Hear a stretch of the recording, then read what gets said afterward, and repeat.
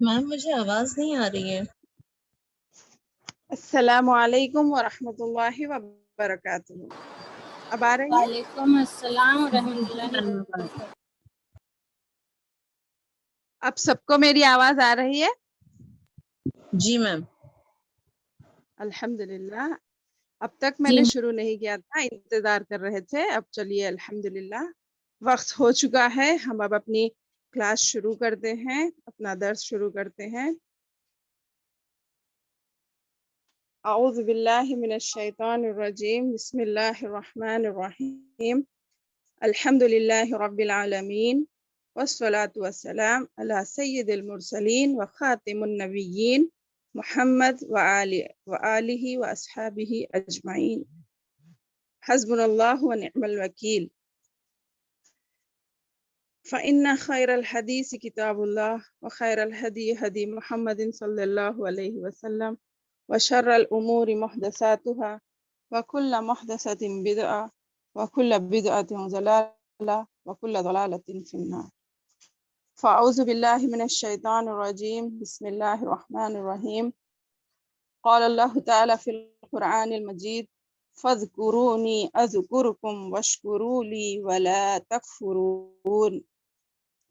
وقال الله تعالى في مقام آخر، ولذكر الله أكبر والله يعلم ما تصنعون۔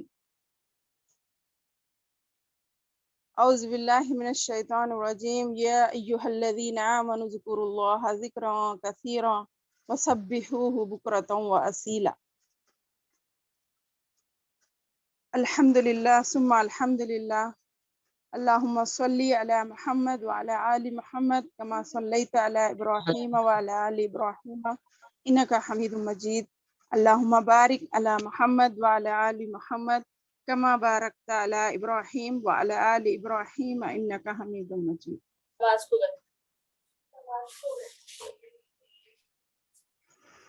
ملت اسلامیہ کی میری پیاری بہنوں، اللہ تبارک و تعالیٰ کی ذات ہر قسم کی حمد و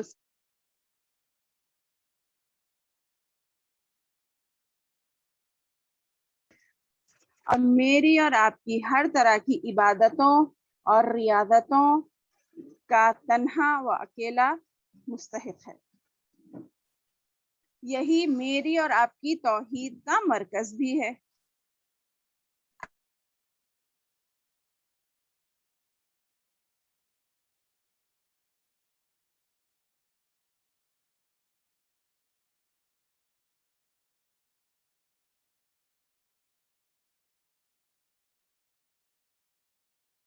کی بندگی ہمارا مقصد ہے، مگر اللہ کی بندگی میں میری اور آپ کی زندگی کا گزارنا میرا اور آپ کا بہت بڑا کمال ہے، کیونکہ دنیاوی معاملات میں ہمارے اور آپ کے سامنے ایسے ایسے حالات آتے ہیں جس سے ہمارا ایمان روز بروز بڑھتا بھی ہے اور گھٹتا بھی ہے، ہمارے اعمال کے ذریعے، ہمارے الفاظ کے ذریعے۔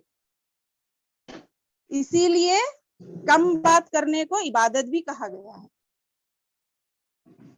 اور اس کے بعد بے شمار درود و سلام ہو ہمارے اور آپ کے آخری نبی محمد مصطفیٰ صلی اللہ علیہ وسلم کی ذات گرامی پر، جنہیں اللہ تعالیٰ نے ہماری اور آپ کی ہدایت اور اس پوری کائنات کے انسانوں کے لیے نبی اور رسول بنا کر بھیجا ہے، جنہوں نے اللہ تعالیٰ کے حکم کے مطابق اللہ تعالیٰ کو راضی کرنے والی اور اللہ تعالیٰ کو ناراض کرنے والی تمام باتوں کا فرق ہمیں بتلا دیا بھی اور سمجھا دیا بھی، اور صحیح زندگی گزارنے کا سلیقہ سکھلایا، اور آخرت میں اللہ تعالیٰ کو راضی کر لینے کا راستہ اپنی زندگی میں عملی نمونہ کے طور پر پیش کر کے ہمارے سامنے واضح و بیان کر دیا۔ الحمدللہ، یہ سچ ہے نا؟ اب اس کے بعد حاضرین مجلس سے میں ایک التجا کرتے ہوئے آگے بڑھنا چاہوں گی کہ آپ تمام اس مجلس میں اس ارادے اور عزم کے ساتھ بیٹھیں کہ ہم جو بھی سنیں گے اس کو سمجھ کر اس پر عمل کرنے کی نیت اور ارادے کے ساتھ سنیں گے، اور اللہ ہمارے لیے اس ارادے کو کامیاب فرمائے تاکہ ہمارے لیے آسانیاں پیدا فرمائے، ہم اس کی باتوں پر عمل کرنے والے بنیں انشاءاللہ۔ الحمدللہ۔ اس دنیا میں اور آپ ایک محدود مدت کے لیے آئے ہیں نا۔ ایک وقت ہے جسے اللہ تعالیٰ نے ہم سب کے لیے طے کر کے رکھا ہے۔ یہاں کے بعد ہم اور آپ کو واپس لوٹ کر جانا ہے، جو کہ ہمیشہ باقی رہنے والی زندگی ہے۔ اس دنیا میں جب تک ہم اور آپ ہیں، یعنی ہماری اور آپ کی زندگی کا وقت باقی اللہ تعالیٰ نے رکھا ہے، اس میں ہم کو عمل کرنے کی آزادی اور چھوٹ اللہ تعالیٰ نے ہمیں دے رکھی ہے، اور نبیوں کے ذریعے ہمیں اللہ تعالیٰ نے یہ بتلا دیا ہے کہ اللہ تعالیٰ کو کیا کیا پسند ہے اور کن کن باتوں سے اللہ ناراض ہوتا ہے، اور کن کن باتوں کو اللہ ناپسند فرماتا ہے، اور یہ بھی بتلا دیا کہ نیکی کیا ہے اور برائی کیا ہے، اور نیکی کرنے والوں کو کیا کیا انعامات ملنے والے ہیں اور برائی کرنے والوں کا کیا انجام ہوگا۔ مگر اس معاملے میں اور آپ تمام تر اختیارات رکھنے کے باوجود لاپرواہی برتتے ہیں، حالانکہ اللہ تعالیٰ کیا کہہ رہا ہے؟ وَمَا شَاءَ فَلْيُؤْمِنْ وَمَا شَاءَ فَلْيَكْفُرْ۔ تم میں جو شخص چاہے نیکی یعنی ایمان لا کر صحیح عمل کرے، اور جو شخص چاہے نافرمانی کر کے اپنے لیے عذاب خود ہی ٹھہرا لے۔ ورنہ اگر اللہ چاہتا تو اس زمین پر کوئی گناہ یا برائی کرنے والا نہ ہو۔ اس چھوٹ کی وجہ سے، اس چھوٹ کا نتیجہ اس دنیا میں ہم اور آپ نیکیاں بھی کرتے ہیں اور ہم سے برائیاں بھی سرزد ہو جاتی ہیں،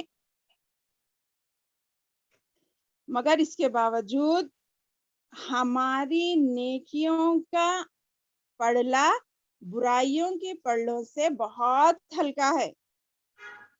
ہمارے اندر جانے انجانے میں یا جلد بازی میں کہہ لیجئے یا پورے ارادے کے ساتھ کہہ لیجئے، زیادہ تر گناہ ہی سرزد ہوتے ہیں۔ اللہ تبارک و تعالیٰ کا کتنا بڑا کرم ہے، دیکھیے نیکی اور برائی کے سلسلے میں اس نے جو بڑا فرق ہمیں سمجھا دیا ہے۔ آپ اور ہم جانتے ہیں کہ مومن کا معاملے کے بارے میں اللہ کے رسول صلی اللہ علیہ وسلم نے کیا بتایا ہے کہ اگر ایک مومن صرف نیکی کا ارادہ کر لے تو اس کو نیکی لکھ دی جاتی ہے، حالانکہ برائی کا ارادہ کرنے پر برائی نہیں لکھی جاتی۔ اگر وہ نیکی کر لے تو وہ اس کی نیت اور عمل کے مطابق اس کا کئی گنا درجہ عمل اس کے لیے لکھ دیا جاتا ہے، مگر برائی کا صرف ایک برائی کا بدلہ ایک برائی رکھتا ہے۔ آپ سمجھ رہے ہیں نا اس میں کتنا بڑا فرق ہے؟ پھر بھی اتنا ہم پر اللہ کا رحم و کرم ہونے کے باوجود بھی کیا بات ہے کہ ہم سے زیادہ تر گناہ سرزد ہو رہے ہیں؟ اس کا مقصد میری ذہن میں ایک ہی وجہ سمجھ میں آتی ہے، وہ ہے دنیا کی محبت، آخرت سے لاپرواہی۔ ہم اس دنیا کو ہی ہمیشہ کی دنیا سمجھ بیٹھے ہیں میری بہنوں، آخرت کا تصور ہم نے کھو دیا ہے۔ بڑا افسوس ہے ہمارے معاملات میں اتنا بڑا فرق ہونے کے باوجود ہم اس بات سے غافل ہیں۔ اللہ تعالی نیکیوں کے معاملے میں ہمیشہ فضل کا معاملہ کرتے ہیں، یعنی بڑھ چڑھ کر دینے کا معاملہ کرتے ہیں، اور برائی کے معاملے میں عدل کا معاملہ کرتے ہیں۔ یہ فضل اور عدل صرف اور صرف ہم کو اللہ تعالیٰ کی ذات میں نظر آئے گا۔ رب ذوالجلال کے علاوہ ایسا کسی دوسری جگہ ہمیں ہرگز نظر نہیں آئے گا۔ نہ یہ معاملہ بندوں میں سے کسی کے پاس ہے اور نہ دنیا میں کسی اور مخلوقات کے پاس۔ یہ اللہ تعالیٰ کی کمال رحمت کا اظہار ہے۔ اب ذرا آپ اس بات کو سنیں کہ آج میرا جو موضوع ہے وہ ہے ذکر الہی کی اہمیت اور فضیلت۔ یہ اتنا عام موضوع ہے جس کو مسلمانوں نے بڑا خاص بنا دیا ہے، مطلب آپ لوگ نہیں سمجھیں گے۔ یعنی دنیا کے معاملات میں ہمیں اللہ کو بار بار ذکر کرنا چاہیے، اس کا شکر کرنا چاہیے، ہر معاملات میں اس بات کو عام کر دینا چاہیے تھا، مگر ہم دنیا کی چیزوں کو اتنی اہمیت دیتے ہیں کہ اللہ کے ذکر کو کبھی کبھار خاص موقعوں پر، خاص وقتوں میں اس کو اٹھا کر رکھ دیے ہیں۔ جیسا کہ قرآن کے بارے میں لے لیجیے، قرآن کس لیے نازل ہوا؟ ہدایت کے لیے، ہماری زندگی کی رہنما بن کر، مگر وہ کب پڑھا جاتا ہے؟ خاص موقعوں پر، رمضان یا ختم قرآن یا قرآن خوانی وغیرہ، ایسے موقعوں پہ خاص کر کے اللہ کا ذکر کرنا کر لیے ہیں۔ حالانکہ اس کو عام ہونا چاہیے تھا، روز مرہ کی زندگی میں ہمیں اللہ کی بار بار یاد آنی چاہیے تھی، مگر اس کو مسلمانوں نے خاص کر کے رکھ دیا ہے، بہترین غلافوں میں سجا کر رکھ دیا ہے، صرف رمضان کے لیے وہ قرآن نکلتا ہے۔ سمجھ رہے ہیں نا؟ الحمدللہ۔ اہل ایمان چونکہ جس چیز سے سب سے زیادہ محبت کرتے ہیں اس چیز کا ذکر اس کی زبان پر زیادہ ہونا چاہیے نا، تو ہم تو الحمدللہ اللہ تبارک و تعالیٰ کو سب سے زیادہ محبت کرتے ہیں، اس لیے اللہ رب العزت کی ذات ہی وہ واحد ذات ہے جس کا ورد کیا جانا چاہیے تھا، جس کی عظمت بیان کی جانی چاہیے تھی، جس کی پاکی بیان کی جانی چاہیے تھی، جس کی تعظیم کی جانی چاہیے تھی۔ اللہ رب العزت کے علاوہ دنیا میں کوئی ایسی ہستی نہیں ہے جس کا اس لحاظ سے ذکر کیا جانا چاہیے۔ کتنا افسوس کی بات ہے، آج ہم ان تمام غیر مطلوب چیزوں کا اتنا ذکر کرتے ہیں جس کا کوئی فائدہ ہونے والا نہیں ہے، اور جو مطلوب بھی نہیں ہے، یعنی جس کا کچھ فائدہ ہی نہیں ہے، جیسا کہ فونوں کے بارے میں لے لیجئے، کپڑوں کے بارے میں لے لیجئے، ہمارے معاملات میں ہم ایسے چیزوں کا بار بار ذکر کرتے ہیں جس کا کچھ فائدہ ہونے والا نہیں ہے، مگر جس چیز کا ہمیں فائدہ پہنچنے والا ہے اس چیز کو ہم نے پسے پشت ڈال دیا ہے۔ میری آواز نہیں آ رہی ہے کیا؟ جی آ رہی میم، الحمدللہ آ رہی۔ جی الحمدللہ۔ کسی کا مائک کھلا ہوا ہے شاید، اس لیے میرے کو تھوڑا ڈسٹربنس ہو رہا ہے۔ اللہ کی رحمتیں اور فضل رحم ہو۔ اب میں اپنے عنوان کی طرف واپس آتے ہوئے آپ کو اس کی چند پوائنٹس میں اس کی اہمیت، اس کی فضیلت، اس کے فوائد، اس کے فضائل بیان کرنے کی کوشش کروں گی۔ سب میں پہلے تو آپ ذکر اللہ کا مفہوم سمجھیے۔ ذکر اللہ افضل ترین اعمال اور بہترین عبادت میں سے ایک ہے، بلکہ اعمال صالحہ کی روح ذکر اللہ ہے۔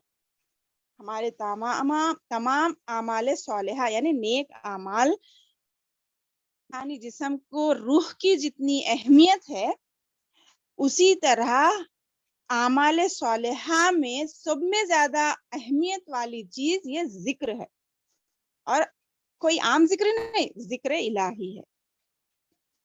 کیونکہ عمل اگر ذکر اللہ سے کوئی بھی عمل خالی ہو تو وہ اس جسم کی مانند ہوگا جس میں روح نہ ہو، یعنی مردہ جسم۔ ذکر اللہ کے ذکر کے ساتھ کیا جانے والا عمل زندہ کی مثال ہے، اور اللہ کے ذکر کے بغیر کیا جانے والا وہ عمل مردہ عمل کے برابر ہے۔ تو آپ سمجھ سکتے ہیں اس کی کیا اہمیت ہے، انسانی جسم میں روح کی کیا اہمیت ہے، اپنے اعمال صالحہ میں اس کی ذکر الہی کی وہ اہمیت ہے۔ اسی لیے قرآن مجید کی بہت سی آیت مبارکہ میں اور احادیث نبویہ میں اس کی اہمیت، اس کی قدر و منزلت، اس کی فضیلت اور اس کے فوائد و ثمرات کو متعدد طریقوں سے واضح کیا گیا ہے۔ چنانچہ کہیں ذکر اور ذکر کرنے والوں کے اجر و ثواب کا تذکرہ کر کے اس کی ترغیب دلائی گئی ہے، تو کہیں ذکر الہی کا حکم بھی دیا گیا ہے اور کہیں ذکر الہی سے غفلت اختیار کرنے والوں سے منع کیا گیا ہے۔ میں اس بات کا حکم آپ کو قرآن سے بتاتی ہوں۔ اللہ رب العزت نے اپنے ذکر کو سب سے بڑی نیکی قرار دیتے ہوئے سورہ عنکبوت میں آیت نمبر 45 میں اس طرح فرمایا ہے، اعوذ باللہ من الشیطان الرجیم، وَلَذِكْرُ اللَّهِ اکبر، یعنی اللہ کا ذکر سب سے بڑا ہے۔ اس سے ثابت ہوا کہ ذکر اللہ عبادات میں سب سے افضل عبادت ہے، کیونکہ تمام عبادات کا مقصد بھی ذکر اللہ ہی ہے نا۔ نماز پڑھنے کا مقصد، صدقہ خیرات کرنے کا مقصد، روزے، زکوٰۃ، ہر نیک اعمال کا مقصد ہی اللہ کو یاد کرنا ہے نا۔ تو ان تمام میں ذکر اللہ کا مقصد بھی اس کی جان ہے۔ اسی طرح اور ایک آیت کے ذریعے سے میں آپ کو ایک عام مفہوم میں، یعنی ذکر کے ایک عام مفہوم میں ذکر کی 2 قسموں کو آپ کے سامنے بیان کرنے کی کوشش کروں گی۔ ذکر کی 2 قسمیں ہیں۔ ایک عام ذکر جسے ہم اور آپ جانتے ہیں، ہماری ساری عبادتیں شامل ہیں، جیسا کہ میں نے ابھی کہا، مثلا نماز، روزہ، حج، زکوٰۃ، تلاوت قرآن، دعا اور تسبیحات وغیرہ۔ اس کو شیخ الاسلام ابن تیمیہ کہتے ہیں کہ اللہ تعالیٰ کو راضی کرنے والا اور اس کے قریب کرنے والا ہر لفظ اللہ کا ذکر ہے۔ بالکل، چاہے وہ علم کا حصول ہی کیوں نہ ہو، یعنی آپ علم حاصل کرنے کے لیے، دینی علم حاصل کرنے کے لیے جائیں تو وہ بھی اللہ کے ذکر میں ہی شامل ہوگا۔ تعلیم دینا بھی اللہ کے ذکر میں ہی شامل ہوگا، اور عمل بالمعروف و نہی عن المنکر بھی اللہ کا ذکر ہی ہے۔ الحمدللہ، ہر وہ چیز جو اللہ تعالیٰ کے قریب کر دے، چاہے اس کا تعلق عقیدے سے ہو یا سوچ و فکر سے ہو، چاہے وہ دل کا عمل ہو یا بدن کا، خواہ وہ اللہ تعالیٰ کی تعریف ہو یا حصول علم نافع ہو، اس جیسی باقی ساری عبادتوں اللہ تعالیٰ کا ذکر ہی ہے۔ لہٰذا یہ تصور کرنا غلط ہے کہ ذکر صرف تسبیحات میں ہی منحصر ہے، یعنی دنیا میں ذکر سے مراد تسبیحات، یہ تسبیح اتنی دفعہ پڑھ لو اس کا یہ فائدہ ہوگا، یہ تسبیح اتنی دفعہ پڑھ لو اس کا یہ فائدہ ہوگا، اسی کو ذکر سمجھا جا رہا ہے۔ حالانکہ یہی ذکر نہیں ہے، یہ بھی ذکر ہے، اور ذکر ہر وہ عمل ہے جو قرآن اور حدیث کے مطابق ہو اور اس سے اللہ تعالیٰ کی رضا کے لیے انجام دیا جائے۔ سمجھ رہے میری بات؟ ذکر ہر وہ عمل ہے جو قرآن اور حدیث کے مطابق بھی ہو اور اللہ تعالیٰ کی رضا کے لیے انجام دیا جائے۔ اسی لیے اعمال کے قبول ہونے کی 2 شرائط بتائی گئی ہے، ایک ہے اس کا اللہ تعالیٰ کی رضا اور اخلاص، اور دوسرا پیارے نبی صلی اللہ علیہ وسلم کی مطابق، ان کے طریقے کے مطابق۔ اگر یہ 2 چیزیں ہمارے کسی بھی عمل میں ہوں گی تو وہ انشاءاللہ اللہ کے یہاں قبول ہوں گی۔ ایک ذکر تو یہ الحمدللہ۔ اب دوسرا ذکر خاص ہے، اس سے مراد وہ خاص دعائیں یا وہ خاص اذکار جن کے الفاظ اللہ تعالیٰ یا اس کے رسول صلی اللہ علیہ وسلم سے ثابت ہوں، اور ان کے اوقات اور ان کی تعداد بھی متعین ہو، یعنی ان کو کتنی کوانٹٹی میں پڑھنا ہے وہ بھی ثابت ہے۔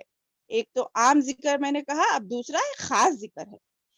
مثلا اس کی مثالیں سمجھیے، فرض نمازوں کے بعد کے مسنون اذکار پڑھتے ہیں نا ہم، جیسا کہ ہماری اس سے پہلے کی کلاس میں تحسین فاطمہ نے آپ لوگوں کو سمجھایا، نماز کے فوری بعد آیت الکرسی پڑھنا، اور وہ دعا اللہم انت السلام و منک السلام تبارک یا ذا الجلال والاکرام، اللہم اعنی علی ذکرک و شکرک و حسن عبادتک، یہ خاص ہے نا، یہ عام وقتوں میں نہیں کیا جاتا بلکہ صرف فرض نماز کے بعد کیا جاتا ہے وہ ذکر، فرض نمازوں کے بعد کے مسنون اذکار جو اللہ کے رسول سے ثابت ہیں۔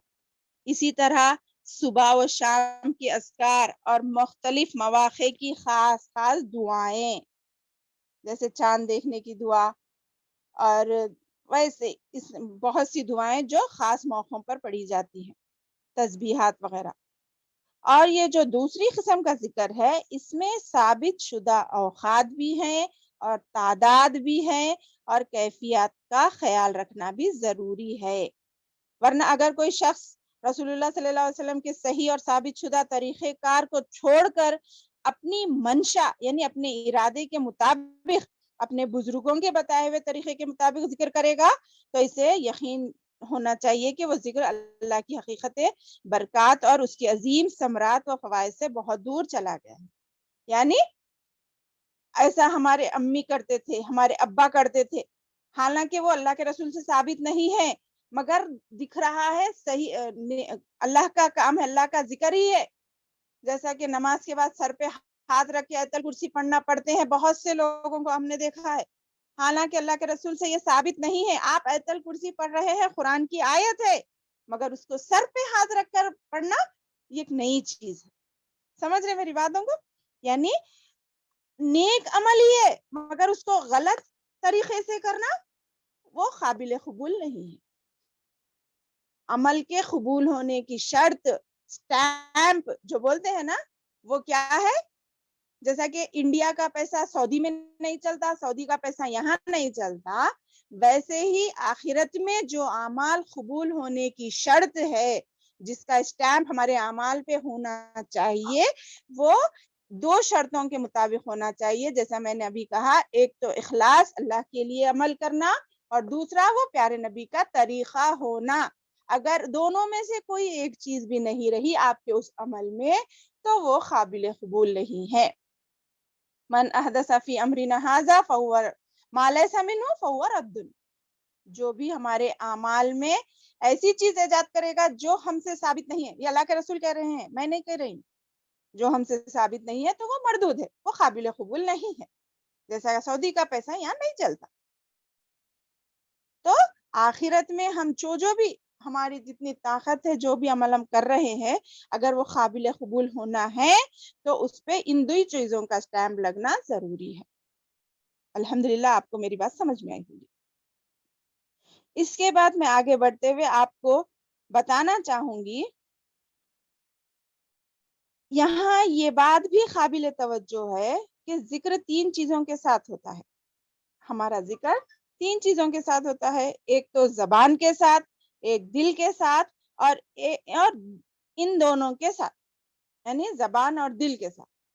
صرف زبان سے ذکر کرنے کو ذکر لسانی کہتے ہیں، یعنی کچھ سوچے نہیں سمجھے نہیں، بس پڑھنا ہے، معلوم ہے، ہم آپ کو اس کا ترجمہ نہیں معلوم، اس کی میننگ نہیں معلوم، زبان سے ذکر کر رہے ہیں تو اس کو نیکیاں ملیں گے، آپ کو بالکل ملیں گے، مگر یہ دل سے نہیں ہو رہا ہے عمل، اس کے معنی اور مفہوم کو آپ نہیں سمجھ پا رہے ہیں تو اس کی کم کوانٹٹی میں آپ کو نیکیاں ملنے والی۔ مگر آپ ایک دل سے کسی بات کا ذکر کر رہے ہیں، اور سب سے افضل اور سب سے زیادہ نفع بخش ذکر وہی ہے جو دونوں کے ساتھ ہونے والا ہے، یعنی دل بھی ہونا اور زبان بھی ہونا اور آپ ذکر کرنا۔ تین چیزوں میں ایک تو دل کے ساتھ عمل کیا جانا، دل سے اللہ کا ذکر کرنا، ایک زبان سے ذکر لسانی، ذکر قلبی، اور ایک دونوں کے ساتھ، یعنی دل میں بھی آپ اس کی غور و فکر کر رہے ہیں، اس کی عظمت کو سوچ رہے ہیں، پہچان رہے ہیں، اور زبان سے اس کا اقرار کر رہے ہیں، تو آپ کو اس پہ افضل ترین ذکر حاصل ہو گیا، سمجھیے۔ یعنی سبحان اللہ بول رہے، فار ایگزامپل سبحان اللہ، اس کے معنی کیا ہے؟ اللہ پاک ہے۔ اگر آپ اس کو معنی سمجھتے ہوئے، بے شک میرا رب ایسی ذات ہے جو اس تمام دنیا کو بنایا مگر اس کے اندر کوئی کوتاہی نہیں، کوئی کمی نہیں، وہ بڑا ہے، عظمت والا ہے، یہ سوچ کے دل سے آپ سوچ رہے ہیں، زبان سے سبحان اللہ بول رہے ہیں اور دل سے یہ باتیں سوچ رہے ہیں، تو سمجھ لیجئے یہ ایک سبحان اللہ کہنا ہی آپ کے لیے نجات کا ذریعہ بن جا سکتا، کیونکہ اس میں دل اور زبان دونوں شامل۔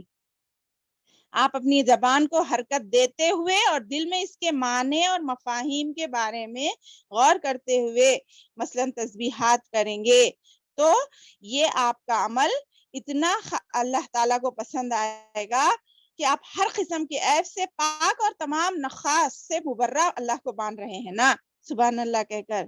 اسی طرح الحمدللہ کا ذکر کرتے ہوئے زبان کو حرکت دیتے ہیں اور دل میں اللہ تعالیٰ کے لیے وہ جذبات تشکر پیدا کرتے ہیں، یعنی اللہ تیرے تمام تعریفیں اللہ کے لیے ہے، تو نے جو مجھے بنایا، مجھے اتنا صحیح سالم جسم عطا کیا، میرے ایک ایک اعضاء کو سر کے بال سے لے کے پیر کے ناخن تک کے اعضاء کو صحیح سلامت رکھا، یہ سوچ کر آپ اللہ کا شکر ادا کرنے کے جذبے سے الحمدللہ کہیں گے، تو یہ الحمدللہ کہنا اللہ تعالیٰ کو آپ کو کئی صدقہ خیرات کرنے سے بہتر ہو جائے گا۔ اسی طرح اللہ اکبر کا ذکر کرتے ہوئے زبان آپ اپنی ہلائیں گے اور دل میں اس کی بڑائی اور عظمت کو تصور کریں گے تو یہ تصور آپ کو جنت کے اعلیٰ مقامات پر پہنچانے کا سبب بنے گا۔ اسی طرح لا الہ الا اللہ کا ورد کرتے ہوئے زبان آپ حرکت میں کریں گے اور دل میں اللہ تعالیٰ کی وحدانیت کا اقرار کریں گے تو اس کے بعد دوسرے درجے پر بقول ابن قیم وہ ذکر کرتے ہیں جو صرف دل کے ساتھ ہو، یعنی اللہ تعالیٰ کی نعمتوں اور اس کی نوازشوں کو یاد کرنا اور اس کے بتائے ہوئے حکموں پر عمل کرنا اور اس کی روکی ہوئی باتوں سے رک کر سوچ فکر کرتے ہوئے جذب اطاعت میں پیدا کرنا، قدرت الہی کی نشانیوں کے بارے میں تدبر کرنا اور اس کی عظمت و کبریائی کو تسلیم کرنا وغیرہ، یہ اللہ تعالیٰ کے خاص اعمال ہیں۔ یہ خاص وہ اعمال ہیں جن کو اللہ بہت محبوب سمجھتا ہے۔ الحمدللہ آپ میری بات کو سمجھ رہے ہوں گے، اللہ سے دعا کرتی ہوں۔ اس کے بعد کثرت ذکر الہی کا قرآن میں کس طرح حکم دیا گیا ہے، آپ اس بات کو اب میری اس آیت سے سمجھنے کی کوشش کریے۔ اللہ تعالیٰ نے ایمان والوں کو اپنا ذکر کثرت سے کرنے کا حکم دیا ہے۔ کون سی آیت میں؟ سورہ احزاب آیت نمبر 41 اور 42، 41 اور 42 سورۃ الاحزاب کیا کہہ رہے ہیں؟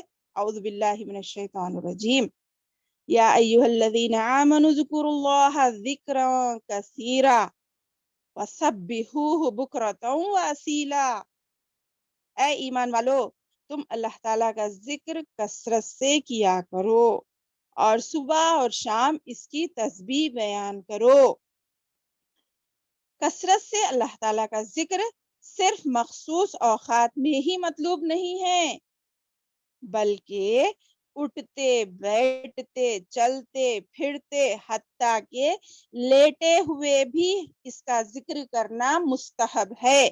مستحب یعنی پسندیدہ عمل، اللہ کو یہ عمل بہت پسند ہے میری بہنوں کہ ہم اس کو ان تمام حالات میں ذکر کریں، اور اسے عقل مندوں کی ایک صفت قرار دیا گیا ہے۔ اب سوچئے کون کون عقل مند ہے ہم تمام میں، اس مجلس میں کون کون عقل مند ہے، کون کون اللہ کو ان حالات میں ذکر کرتے ہیں، چلتے پھرتے، لیٹے بیٹھے، کام کرتے کرتے، کیونکہ قرآن پھر سورہ آل عمران میں 190 اور 191 میں فرما رہا ہے، اعوذ باللہ من الشیطان الرجیم، ان فی خلق السماوات والارض واختلاف اللیل والنہار لآیات لأولی الالباب الذین یذکرون اللہ قیاما وقعودا وعلی جنوبہم ویتفکرون فی خلق السماوات والارض ربنا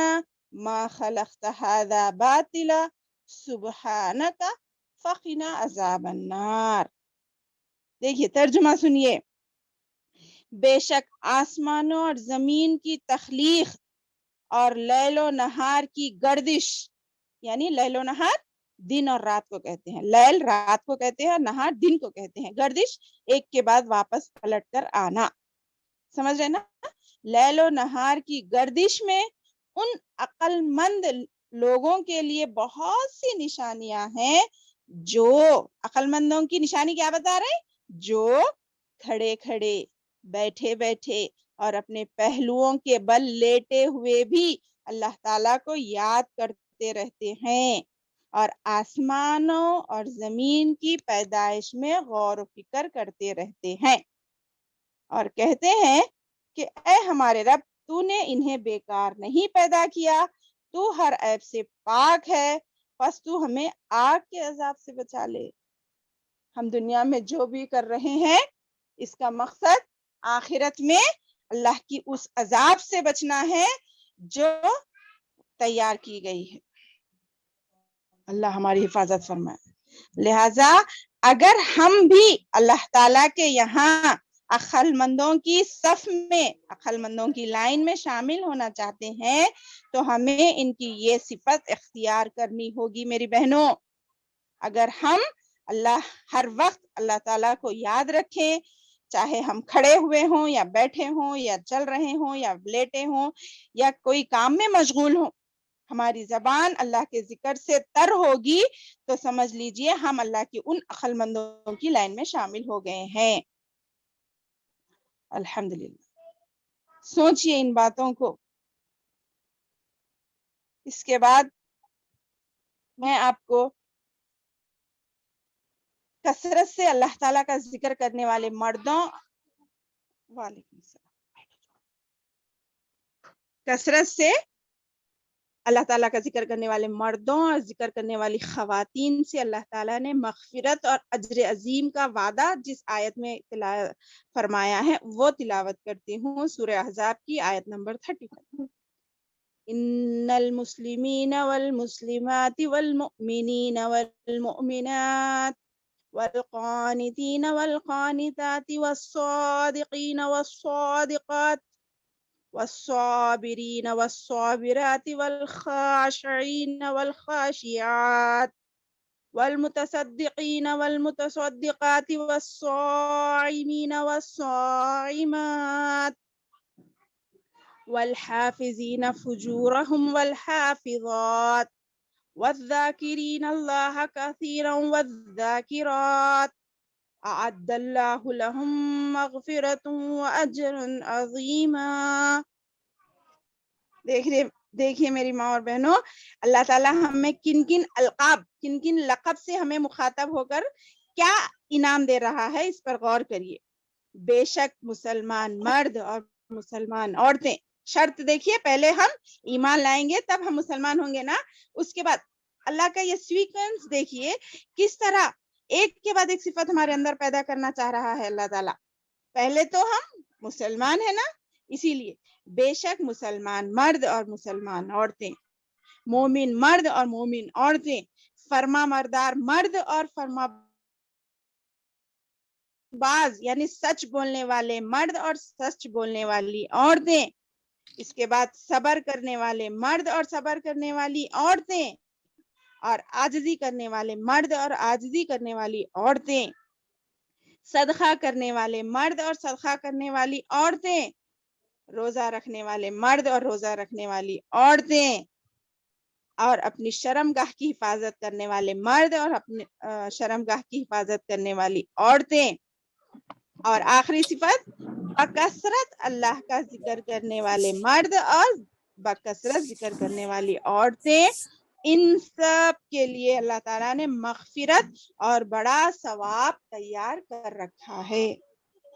دیکھ رہے میری بہنوں، اللہ تعالیٰ ہمیں کن کن راستوں سے اللہ تعالیٰ اجر و ثواب دینا لٹانے کے لیے بیٹھا ہوا ہے، مگر ہماری حالت یہ ہے کہ ہم اللہ کے ذکر کو بمشکل بہت ہی کم اوقات میں کرتے ہیں۔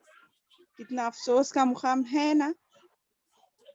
یاد رہے کہ انسان کثرت سے اللہ کا ذکر کرنے والا اس وقت ہوتا ہے جب وہ صبح شام کے مسنون اذکار ہمیشہ پڑھتا رہتا ہے۔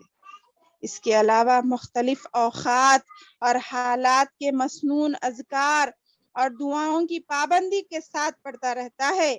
مثلا صبح نیند سے بیدار ہونے سے دعا سے لے کے پھر بستر پر شام میں نیند میں جانے تک کی دعا تک لے لیجئے، یا گھر سے نکلتے وقت کی دعا لے لیجئے، مسجد میں داخل ہونے کی دعا لے لیجئے، نکلنے کی دعا لے لیجئے، کھانے سے پہلے اور بعد کی دعائیں لے لیجئے، حتیٰ کہ بیت الخلاء میں جانے اور نکلنے کے بعد کی دعا لے لیجئے، لباس پہننے کی دعا لے لیجئے، وضو سے پہلے اور وضو کے بعد کی دعائیں، فرض نمازوں کے بعد کی دعائیں اور اذکار لے لیجئے۔ اسی طرح ان مخصوص اوقات و حالات کے علاوہ بھی تسبیحات اور استغفار اور تلاوت قرآن مجید کا باقاعدہ اہتمام ہمیں کرنا چاہیے، تو وہ کثرت سے اللہ کا ذکر کرنے والے خوش نصیبوں میں ہم شامل ہو سکتے، ورنہ بہت مشکل ہے اپنے آپ کو ان دنیا کی آسائشوں اور غفلتوں سے بچانا۔ اگر ہم ان دنیا کی باتوں کو ہٹا کر اللہ کی باتوں کو ان جگہ پر لائیں گے، تب ہمارے لیے دنیا میں جینا آسان ہوگا اور آخرت کی تیاری بھی اس کے ساتھ ساتھ شامل ہوگی۔ مگر ہم دنیا میں ہی مصروف ہے، دنیا کی پریشانیاں، حالات، مصیبتیں وہ آنی ہی ہیں اور وہ آ کر جانی ہی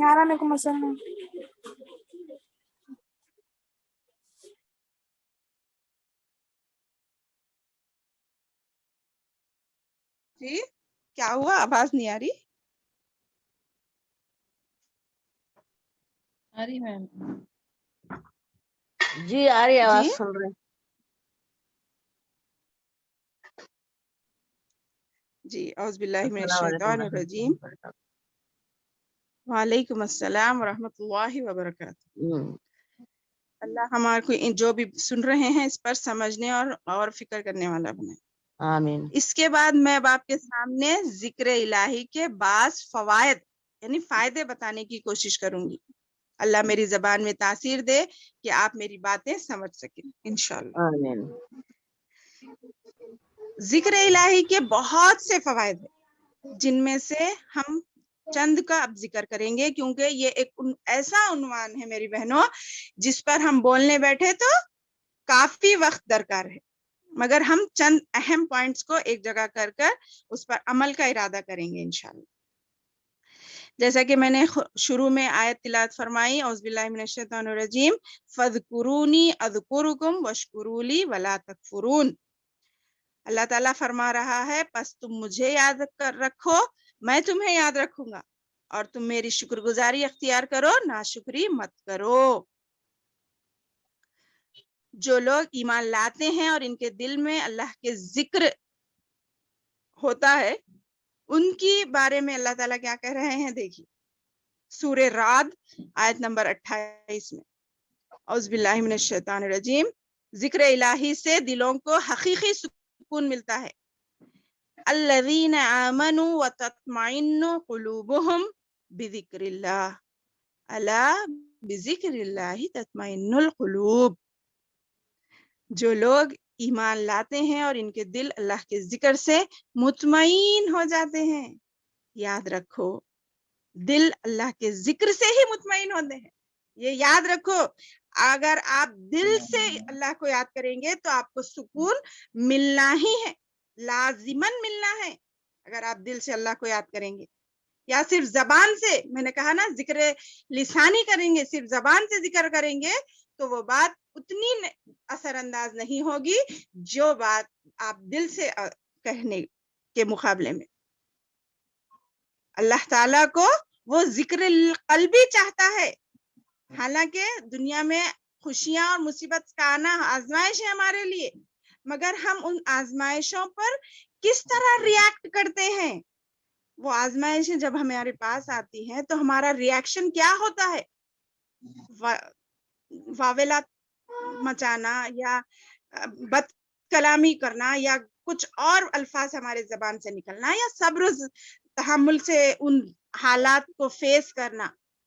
آپ چیخ و پکار کر لیجئے، تب وہ مصیبت نہیں ہٹے گی۔ جو بھی مصیبت ہمارے پاس آئے گی صرف ہمارے اعمال میں بڑھوتی ہوگی یا گھٹوتی ہوگی، مگر وہ تو اس وقت جیسا اللہ نے مقرر کر دیا ہے اسی کے مطابق آئے گی اور جائے گی۔ مگر عقل مندوں کو کہا گیا نا، عقل مند وہ ہیں جو اس کا صحیح طور پہ مقابلہ کرے، کیونکہ اللہ کا حکم ہے اور اللہ کی بات جھوٹی نہیں ہو سکتی، نعوذ باللہ۔ اللہ کا ذکر سے ہی دلوں کو اطمینان ملتا ہے میری بہنوں، تو اس اطمینان کو حاصل کریے۔ مالک بن دینار ایک صحابی کہتے ہیں، لذت حاصل کرنے والوں کو جو لذت ذکر سے ملتی ہے وہ کسی اور چیز سے نہیں ملتی۔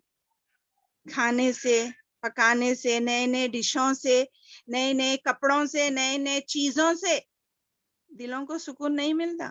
وہ وقتیہ ہو سکتی ہیں، زبان سے اندر گئی، ختم اس کا مزہ۔ کپڑے پہننے کے بعد ایک دن اتار دیے، ختم اس کی خواہش۔ کوئی چیز مہنگی سے مہنگی ہماری خواہش رہتی، وہ ہمارے پاس آنے تک کی اس کی اہمیت آ گئی، جو وہ کیفیت فرسٹ ٹائم کی ہے وہ بعد میں نہیں رہتی۔ مگر لذت اصل کہاں ملے گی؟ وہ اللہ کے ذکر میں ملتی ہے اور کسی اور چیز سے نہیں ملتی، کیونکہ اعمال میں سب سے کم محنت اور سب سے زیادہ اجر والا عمل یہی ہے بہنوں۔ نہ اس میں محنت لگ رہی، نہ اس میں کچھ پیسہ لگ رہا، نہ اس میں کچھ اور، بس یہ اتنا پیارا عمل اللہ تعالیٰ نے ہم پر دے کر احسان فرمایا کہ اس کو پکڑ لو، میں تمہیں نہیں چھوڑوں گا، چاہے کون سے بھی حالات آ جائے۔ نبیوں سے بڑھ کے آزمائشیں تو ہماری زندگی میں نہیں آئی نا، سوچئے ان حالات کو۔ اللہ جن نبیوں کو سب میں زیادہ اپنے لیے مقرب، اپنے پسندیدہ بندے کہہ رہا ہے، ان پر اللہ نے کیسی کیسی آزمائشیں ڈالی، وہ ذکر کرے تو اب بہت ٹائم ہو جاتا۔ صرف آپ تصور کیجئے، آپ نے غور سنا ہی ہوگا بہت مرتبہ، نبیوں پر جو جو حالات آئے، جو جو مصیبتیں آئیں، ان سے بڑھ کے مصیبتیں تو ہم تک نہیں آئی نا۔ دیکھیے سب میں بڑا، میں نے پرسوں ہی پڑھا، سب میں بڑا لاک ڈاؤن تو حضرت یونس علیہ السلام کے ساتھ ہوا نا۔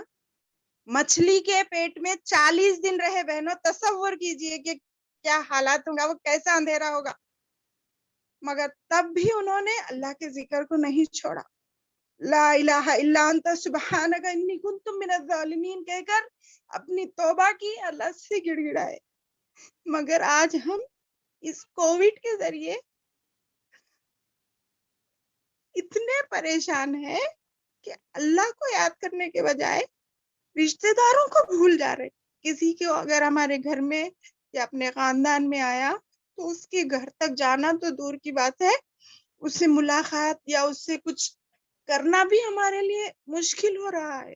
کیوں یہ حالات کیوں بنے؟ ہماری لاپرواہیوں کی وجہ سے۔ اس بیماری کو ہم نے اتنا بڑا سمجھ لیا کہ ایک دوسرے کو ہاتھ ملانے سے بھی ہم بڑے سوچ وچار کر رہے ہیں۔ تو آخرت کی مناظر، آخرت کا عذاب سوچئے، وہ کیسا ہوگا، وہ مصیبتیں کیسی ہوں گی۔ تو یہ کافی نہیں ہے ہمارے لیے مصیبت، یہ ایک عذاب ہم تصور نہیں کر سکتے کہ یہ کووڈ نے آ کر ہمیں کیسی کیسی باتیں سکھلائی ہیں، کیسے کیسے ہم پریشانیوں میں پریشان ہو رہے ہیں۔ تو آخرت میں جب ہم ساری دنیا کے سامنے کھڑے ہوں گے تو کیا حال ہوگا ہمارا، ہمارے روزمرہ کی زندگی۔ ہم بول رہے ہیں مگر عمل میں ہم درد سن رہے ہیں مگر عمل جب موقع مل رہا جب پھر بھول جا رہے۔ کیوں؟ ہمیں اپنے آپ سے محبت نہیں ہے؟ کیا ہم اپنے آپ کو عارضی طور پر محبت کرتے ہیں؟ ارے عارضی یعنی وقتی طور پر، کہیں گرم توے پہ چیز ہے ہاتھ سے پکڑتے ہم نہیں، کیوں؟ ہمیں جلنے کا اندیشہ ہوتا۔ آخرت کے بارے میں اگر ہم سچی محبت اپنے آپ سے کریں، اپنی اولاد سے کریں، اپنے شوہروں سے، اپنے بھائیوں سے کریں گے تو وہ آخرت کو یاد رکھ کر ہم اپنے اعمال کو درست کرنے کی کوشش کریں گے۔ یہ جو ہم بیٹھے ہیں نا، اس بیٹھنے کو کامیاب ہم کب بنا سکتے؟ اگر اس سے ہم کچھ سیکھ سکے۔ ہم اپنی باتوں کو سن رہے ہیں، بہت سے لیکچر سن رہے ہیں ہم، میں آپ سے پوچھنا چاہتی ہوں اس میں کس پرسنٹیج تک آپ نے عمل کیا؟ اب رمضان شروع ہو کر اتنے روزے ہو گئے ہیں، اتنے روزوں میں اتنے بیانات سنے، اتنی تلاوت کی، کیا کوئی تبدیلی ہمارے اندر آئی ہے؟ یہ سوچئے کیونکہ اللہ کے رسول صلی اللہ علیہ وسلم نے ایک ابن ماجہ کی حدیث میں فرمایا، معافی چاہتی ہوں میں،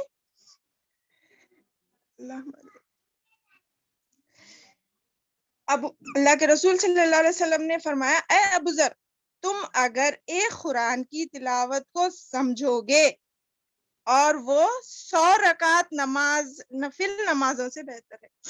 قرآن کی ایک آیت کو سمجھ کر پڑھنا اللہ کے رسول نے 100 نفل نمازوں سے بہتر کہا ہے۔ کیوں کہا ہے؟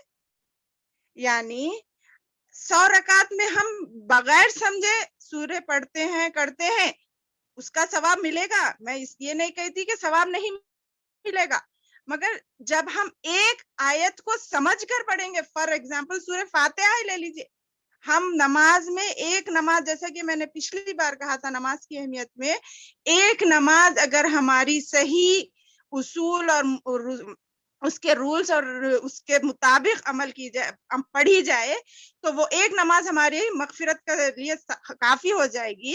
تو اسی طرح حدیث میں اللہ کے رسول نے فرمایا، ایک قرآن کی آیت کو اگر تم سمجھ کر پڑھو گے تو وہ 100 رکعت نماز سے نوافل سے بہتر ہے۔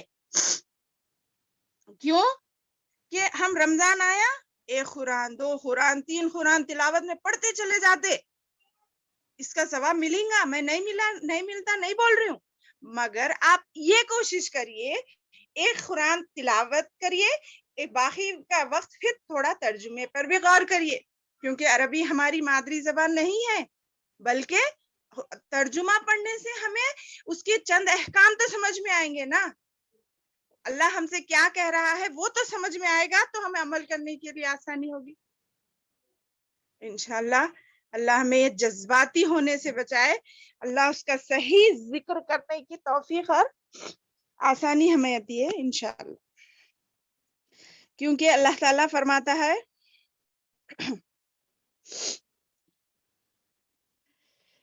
حسن بصری رضی اللہ عنہ کہتے ہیں، تم حقیقی لذت اور مٹھاس 3 چیزوں میں تلاش کرو، یعنی عبادت کی حقیقی لذت اور مٹھاس کو 3 چیزوں میں تلاش کرو۔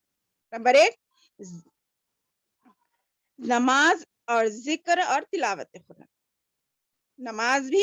نماز بھی اللہ کا سب سے پسندیدہ عمل ہے نا، نماز، اس کے بعد ذکر اور تلاوت قرآن، ان 3 چیزوں کے ذریعے تم اللہ کی عبادت کی مٹھاس کو پالو گے۔ اگر ان میں سے تمہیں لذت محسوس ہو تو ٹھیک ہے، ورنہ جان لو کہ تمہارے دلوں کے دروازے بند ہیں۔ کیا یہ صحیح نہیں ہے؟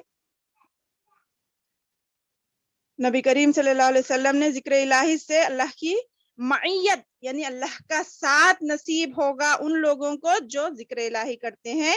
اس حدیث سے فرمایا، یقول اللہ تعالی، حدیث قدسی کہتے ہیں اسے، یعنی اس کو اللہ کے رسول کے زبان سے اللہ تعالیٰ کہے گا، جس کی تلاوت نہیں کی جائے گی مگر یہ الفاظ اللہ کے ہوں گے۔ کیا ہے وہ اللہ کے الفاظ؟ دیکھیے، یقول اللہ تعالی، انا عند ظن عبدی، انا عند ظن عبدی بی وانا معه اذا ذکرنی فإن ذکرنی فی نفسی ذکرته فی نفسی وإن ذکرنی فی ملع ذکرته فی ملع خیر منهم وإن تقرب الی بشر تقربت الیہ ذراعا۔ اللہ تعالیٰ ارشاد فرماتا ہے، میں اپنے بندے کے گمان کے مطابق اس سے سلوک کرتا ہوں۔ یہ اللہ تعالیٰ بول رہے ہیں، کیا؟ میں اپنے بندے کے گمان کے مطابق اس سے سلوک کرتا ہوں۔ اگر وہ جب میرا ذکر اپنے نفس میں، اپنے آپ میں، دل میں کرتا ہے تو میں اس کے ساتھ ہوتا ہوں، اور وہ مجھے اپنے دل میں یاد کرتا ہے تو میں بھی اسے اپنے دل میں یاد کرتا ہوں۔ اور اگر وہ کسی جماعت میں مجھے یاد کرے تو میں اس سے بہتر، یعنی ہماری دنیاوی جماعت، دنیاوی لوگوں سے بہتر ہے نا آخرت کی اللہ کی فرشتوں کی جماعت، میں اس سے بہتر جماعت میں اسے یاد کرتا ہوں۔ اور اگر وہ ایک بالش میری نزدیک ہوتا ہے تو میں 1 ہاتھ بڑھ کر اس کے نزدیک ہوتا ہوں، اور اگر وہ 1 ہاتھ میرے نزدیک ہوتا ہے تو میں ایک کلا یعنی دونوں ہاتھ پھیلانے کے برابر قریب ہوتا ہوں، اور اگر وہ چلتا ہوا میرے پاس آئے تو میں اس کو دوڑ کر اس کی طرف آ جاتا ہوں۔ مگر پہلا قدم تو ہمیں اٹھانا ہے نا.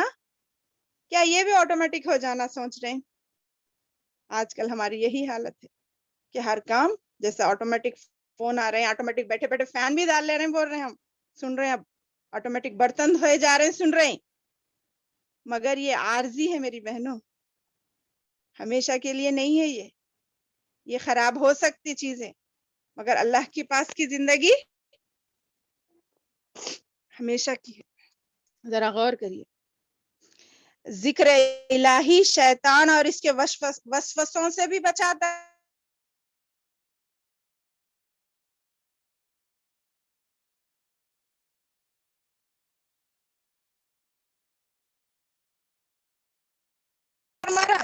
اللہ رب العزت نے شیطان کے 2 وصف ذکر کیے ہیں, الوسواس الخناس یعنی وسوسہ ڈالنے والے اور پیچھے ہٹ جانے والے. آتا بھٹکا کے چلے جاتا نا ہمارے کو, وہ خناس سے اس کی تفسیر میں حضرت ابن عباس فرماتے ہیں شیطان ابن آدم کے دل پر ڈیرا ڈالے رکھتا ہے. جب وہ غافل ہو جاتا ہے تو یہ وسوسے ڈالنا شروع کرتا ہے. میں نے کہا نا, وہ وسوسہ ڈالنے کی جگہ پہ اگر ہم اللہ کا ذکر کو ڈال دیں گے تو ہم غفلت کہاں ہوگی, شیطان کو موقع نہیں ملے گا ہمارے کو بھٹکانے کا. اسی لیے, اور جب وہ اللہ تعالیٰ کا ذکر کرنے لگ جائے تو یہ پیچھے ہٹ جاتا ہے. پھر اللہ ہماری مدد فرمائے, ہم جو بھی سن رہے ہیں اس پر عمل کرنے کی توفیق دے, آمین انشاءاللہ. ایک اور حدیث میں اللہ کے رسول صلی اللہ علیہ وسلم نے فرمایا, اللہ تعالیٰ نے مجھے اور آپ سب کو 5 باتوں پر عمل پیرا ہونے کا حکم دیا ہے. نمبر 1, تم صرف اللہ کی عبادت کرو اور اس کے ساتھ کسی کو شریک مت بناؤ, کیونکہ مشرک کی مثال اس شخص کی سی ہے جس نے اپنا خالص مال سونا چاندی دے کر ایک غلام خرید کیا اور پھر اس سے کہا کہ یہ میرا گھر اور یہ میرا کام ہے, تم محنت کرو اور جتنی آمدنی ہو مجھے ادا کرتے رہو. تو وہ غلام محنت مزدوری تو کرتا ہے لیکن ادائیگی اپنے آقا کو چھوڑ کر کسی اور کو کرتا ہے. تو تم میں سے کون ہے جو اس طرح کے غلام کو پسند کرے گا؟ تو شرک کی مثال دے رہے, یعنی اللہ نے ہمیں پیدا کیا, ہمیں اللہ کا عبادت کا حکم دیا, مگر ہم غیر اللہ کی طرف جو جاتے ہیں اس کو مثال اس غلام کی طرح بتائی ہے. کیا ایسے غلام کو ہم پسند کریں گے؟ نہیں نا. تو اللہ بھی اسی لیے شرک کو پسند نہیں کرتا. دوسری بات, اللہ تعالیٰ نے تمہیں نماز پڑھنے کا حکم دیا ہے, لہذا تم جب نماز پڑھو تو دوران نماز اللہ کے سوا کسی اور کی طرف متوجہ نہ ہو, کیونکہ اللہ تعالیٰ اس وقت تک اپنے بندے کی طرف متوجہ رہتا ہے جب تک وہ نماز میں کسی اور چیز کی طرف متوجہ نہیں ہوتا. ہم نے سنا ہے نماز ڈائریکٹ اللہ سے ہم کلامی کا ایک واحد ذریعہ ہے. تو اللہ برابر ہمارے ساتھ آ جاتے جیسے ہی ہم تکبیر کرتے ہیں, مگر ہم جب تک اس میں پڑھی جانے والی باتوں کو غور و فکر سے اللہ کی طرف متوجہ ہو کر پڑھیں گے تو اللہ ہمارے ساتھ رہے گا. ہٹ کے گھر میں کیا ہو رہا, بچے کیا کر رہے ہیں, چولہا کیا ہے, وہ کیا ہے, یہ کیا ہے, سوچ میں آ جائیں گے, اللہ ہٹ جاتا. اللہ کو ہماری اس چیز کی ضرورت نہیں ہے. تو ہماری نمازوں کو ہمیں درست کرنے کا حکم ہے. اس کے بعد تیسری بات یہ ہے, میں تمہیں روزے رکھنے کا حکم دیتا ہوں اور روزے دار کی مثال اس شخص کی سی ہے جو ایک جماعت میں ہو اور اس کے پاس کستوری کی خوشبو ہو. تو جماعت کے تمام لوگوں کو اس کی خوشبو پسند ہوتی ہے, اس طرح روزے دار کے منہ کی بو اللہ کے نزدیک کستوری کی خوشبو سے بھی اچھی ہوتی ہے, جس کے فضائل آپ نے الحمدللہ بہت سن چکے.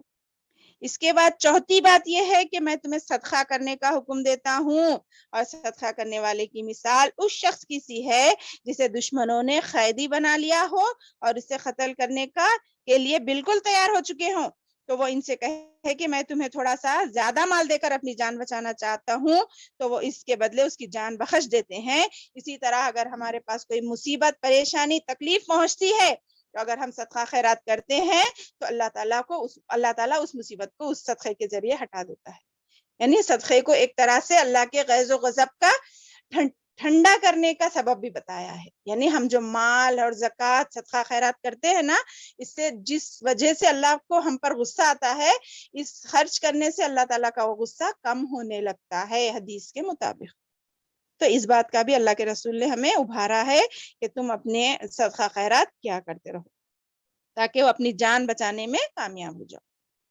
اس کے بعد اللہ پانچویں بات یہ ہے کہ میں تمہیں اللہ کا ذکر کرنے کا حکم دیتا ہوں، اور ذکر کرنے والے کی مثال اس شخص کی سی ہے جس کے پیچھے دشمن لگا ہو اور وہ اچانک وہ ایک مضبوط قلعے میں داخل ہو کر اسے اپنی جان بچا لے۔ اس طرح بندہ وہ بھی اللہ کے ذکر کے ساتھ ہی اپنے آپ کو شیطان سے بچا سکتا ہے۔ جب ہم اللہ کے ذکر کریں گے تو اپنے جان کو شیطان کے وسوسوں، شیطانی کاموں سے بچ سکتے ہیں۔ اسی طرح اللہ تعالیٰ ذکر کرنے والوں کی مدد فرماتا ہے۔ ایک بہت اہم اور خاص انعام آپ کو میں بتانا پسند کروں گی ذکر کی اہمیت کے سلسلے میں، ذکر کی فضیلت کے سلسلے میں۔ میری بہنوں سنیے، اللہ تعالیٰ کا ذکر کرنے والا ان 7 خوش نصیبوں میں سے ہے۔ کن 7؟ سنیے، اللہ تعالیٰ کا ذکر کرنے والا ان 7 خوش نصیب بندوں میں سے ایک ہے جنہیں قیامت کے روز اللہ تعالیٰ اپنے عرش کا سایہ نصیب کریں گے۔ ماشاء اللہ، سبحان اللہ، لا حول ولا قوت الا باللہ۔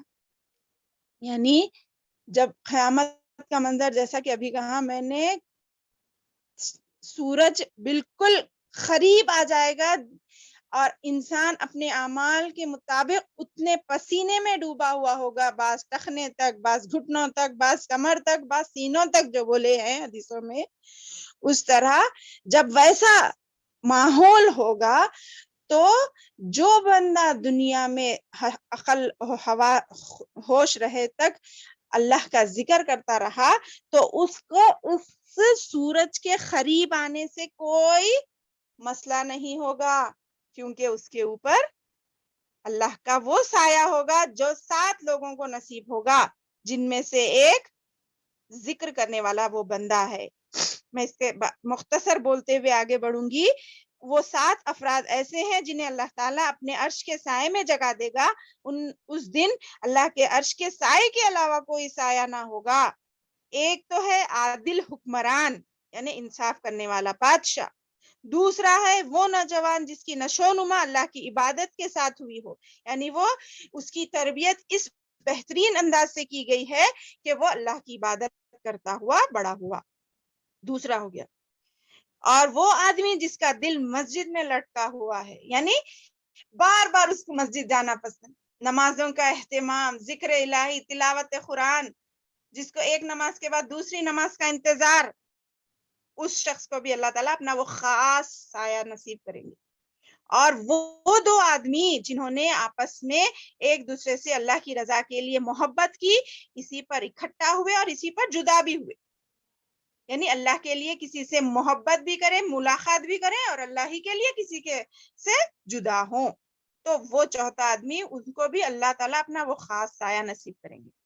اور 5واں وہ آدمی جس کو ایک عہد پر فائز خوبصورت عورت نے دعوت زنا دی، یعنی وہ آدمی جس کو کسی عورت بدکار عورت نے دعوت زنا دی تو اس نے کہا میں اللہ سے ڈرتا ہوں، اور وہ اس گناہ سے بچ گیا، تو اس کو بھی اللہ تعالیٰ اپنا وہ خاص سایہ نصیب کریں گے۔ اور 6واں وہ آدمی جس نے اس طرح خفیہ طور پر صدقہ کیا کہ اس کے بائیں ہاتھ کو بھی پتہ نہ چل سکا کہ اس کے دائیں ہاتھ میں کیا خرچ کیا۔ دیکھ رہے ہیں کیسی چھوٹی چھوٹی اللہ تعالیٰ اپنی باتوں کو ہم تک پہنچا کر ہمیں ابھار رہا ہے۔ دیکھو، ایک ہی انسان کے 2 ہاتھ ہیں، مگر کیا بول رہے ہیں؟ اس طرح کا خفیہ صدقہ کہ سیدھا ہاتھ دیے تو بائیں ہاتھ کو بھی نہیں معلوم ہونا کہ کیا دیا، کتنے پیسے دیے، یعنی ریاکاری نہیں رہنا اس میں، لوگوں میں فحوائی ہونا بولے تو آخرت کا ثواب ختم ہو جاتا نا، اس لیے۔ تو دیکھیے کتنا پیارا انداز ہے اللہ تعالیٰ کا۔ اللہ تمہیں ان باتوں پر عمل کرنے والا بنا۔ اور آخری 7واں وہ آدمی جس نے علیحدگی میں اللہ تعالیٰ کو یاد کیا تو اس کی آنکھوں سے آنسو بہ نکلے۔ یہ 7واں ہمارے ٹاپک کے مطابق ذکر ہونے والا شخص وہ ہے جس نے مجلس میں نہیں بلکہ تنہائی میں اللہ تعالیٰ کو اس طرح یاد کیا، اس کی عظمت اور بڑائی کو اس طرح ذکر کیا کہ اس کے عذاب سے ڈرتے ہوئے اس کے اپنے اعمال کی طرف نظر کر کے اس کی آنکھوں سے بے ساختہ آنسو نکل گئے۔ تو ایسے شخص کے لیے بھی اللہ تعالیٰ وہ اپنا خاص سایہ نصیب کریں گے جس نے وہ آخرت کی پریشانیوں سے بچ جائے گا، کیونکہ وہ اللہ کو تنہائی میں یاد کرتا ہے، ریاکاری نہیں رہتی اس میں، کسی کو معلوم ہونے کا اندیشہ نہیں رہتا، بس بندہ اور اللہ دونوں کا معاملہ رہتا۔ اور یہ بخاری کی صحیح حدیث ہے، مسلم اس میں مسلم کی بھی، بخاری 2220، مسلم اور 1031 حدیث نمبر۔ تو دیکھ رہے ہیں میری ماں بہنوں کتنی پیاری پیاری باتیں اللہ تعالیٰ نے ذکر کی اہمیت میں فرمائی ہے۔ ذکر الہی دل مومن کو زندگی بخشتا ہے، جیسا کہ میں نے کہا اس شخص کی مثال جو اپنے رب کا ذکر کرتا رہتا ہے ایسی ہے جیسے ایک زندہ شخص ہے، اور اس شخص کی مثال اس کی یاد سے غافل رہنے والے کی ایسی ہے جیسے ایک مردہ شخص۔ تو اب ہمیں سوچ لینا چاہیے کہ ہم زندہ ہیں یا مردہ ہیں۔ اور اب میں آپ کو چند اذکار کی طرف توجہ دلا کر اپنی بات ختم کرنا چاہوں گی۔ ذکر الہی قیامت کے روز ترازو کو اجر ثواب سے بھر دے گا۔ کون سے ذکر؟ حضرت ابو مالک اشعری رضی اللہ عنہ بیان فرماتے ہیں، نبی کریم صلی اللہ علیہ وسلم نے فرمایا، الطہور شطر الایمان والحمد للہ تملأ المیزان وسبحان اللہ والحمد للہ تملأان ما بین السماوات والارض۔ دیکھیے ماشاء اللہ، پاکیزگی آدھا ایمان ہے۔ دیکھیے پاکیز کی اہمیت بتا دیتے ہوئے آگے بڑھ رہے ہیں اللہ تعالیٰ، پاکیزہ ہمیں رہنا ہے اور پاکیزگی آدھا ایمان ہے، اور الحمدللہ ترازو کو اجر ثواب سے بھر دے گا، ماشاء اللہ۔ اور سبحان اللہ اور الحمدللہ یہ دونوں کلمات اگر ہم ایک ساتھ دل سے ادا کریں گے تو سوچئے اس کا ثواب، یہ دونوں کلمات زمین اور آسمان کے درمیان جتنا خلا ہے وہ تمام ثواب سے بھر دیں گے۔ آپ سوچ رہے ہوں گے یہاں پر ایک پوائنٹ یہ ہے کہ اتنا ثواب مل گئے بعد ابھی کیا ہونا، ہم خالی ایک بار سبحان اللہ الحمدللہ بول دیے تو ختم نا، ایسا سوچ رہے آ رہا ہوں گا ذہن میں اس کا جواب دینا پسند کروں گی۔ آپ لوگوں کو معلوم ہے نا یہاں دنیا کے 50,000 سال آخرت کا ایک دن ہے بہنوں، تو سوچئے اللہ نے یہ جمپر آفرز ہمیں کیوں دیے ہیں کہ وہاں کے جو سال اور زندگی ہمیشہ کی زندگی ہے اس کی تیاری ہمیں کتنی ذوق اور شوق کتنی میجورٹی میں کرنا ہے۔ ایک بار سبحان اللہ الحمدللہ بولتے ہی آپ کو آسمان سے زمین تک کا ثواب مل گیا تو کافی ہو گیا کیا؟ یہ نہیں، وہاں کی زندگی بڑی لمبی زندگی ہے، وہاں پر ہمیں ایک ایک نیکی کی بھی ضرورت پڑ سکتی ہے، اس کو اللہ تعالیٰ نے یہاں مختصر وقت میں بتا دیا کہ تم یہ کر لو، یہ ایسے بڑے بڑے انعامات تمہیں آخرت میں ملیں گے۔ ایک لا حول ولا قوت الا باللہ بولو، جنت کا ایک خزانہ تمہیں مل جائے گا۔